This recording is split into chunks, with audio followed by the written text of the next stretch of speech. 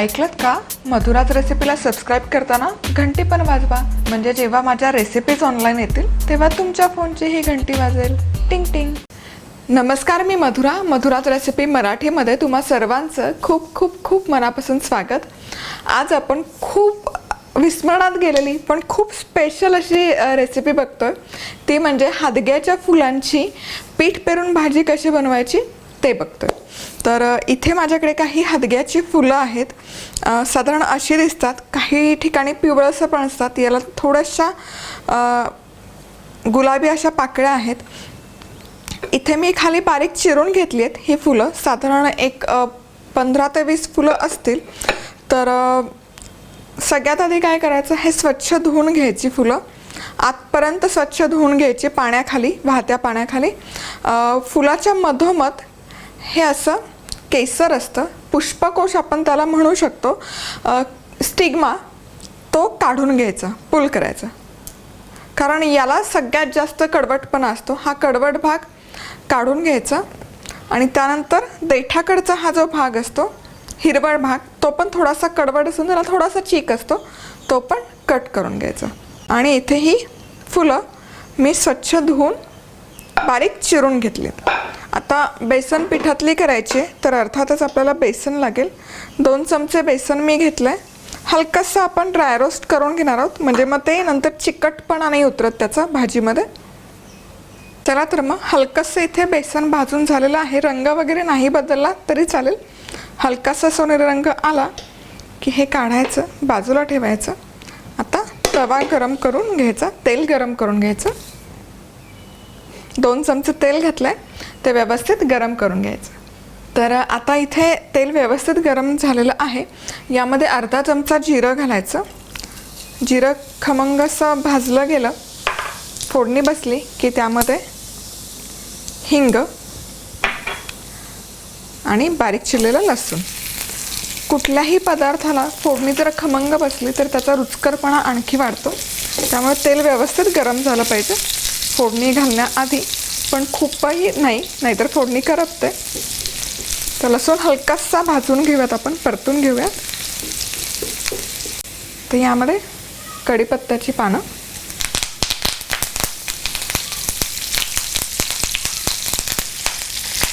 आणि बारीक चिरलेला कांदा.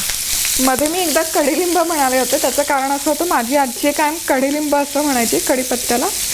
कडुलिंब वेगळं आणि कढीलिंब वेगळं. कढीपत्त्याच्या पाण्याला कढीलिंब असं पण म्हणलं जातं.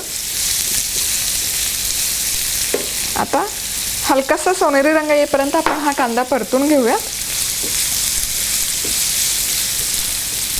चला तर मग कांद्याला हलकासा सोनेरी रंग आलेला आहे. आता टोमॅटो घालू. टोमॅटो पण थोडंसं मऊ होईपर्यंत शिजवून घेऊयात. एक 3 ते 4 मिनिट. खूप वेळ नाही लागत टोमॅटो शिजायला. चला तर मग इथे टोमॅटोला पण हलकासा सॉफ्टनेस आलेला आहे, मऊसूत झालेला आहे. आता आपण यामध्ये लाल तिखट घालतोय. 1 चमचा लाल तिखट आणि पाव चमचा हळद. इथे तुम्ही हिरवी मिरचीचे तुकडे वापरले तरी चालेल लाल तिखटाऐवजी, पण मी फक्त लाल तिखट वापरते. फक्त मिक्स करून घेऊया, शिजवायची गरज नाही आहे. व्यवस्थित हे मिक्स करून झालं की यामध्ये ही हादग्याची फुलं घालायची, बारीक चिरलेली.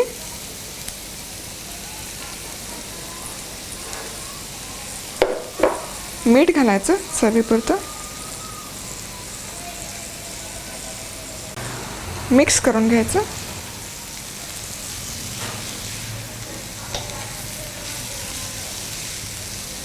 आता ही जी हादग्याच्या फुलांची भाजी आहे, ही वेगवेगळ्या पद्धतीने केली जाते.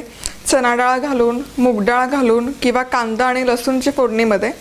पण मला थोडंसं व्हेरिएशन करायचं होतं. थोडीशी खाण्यासाठी थोडी इम्प्रेसिव्ह किंवा सगळ्यांना खावीशी वाटावी अशी करायची होती, म्हणून मी ही थोडीशी वेगळी मेथड इथे वापरते.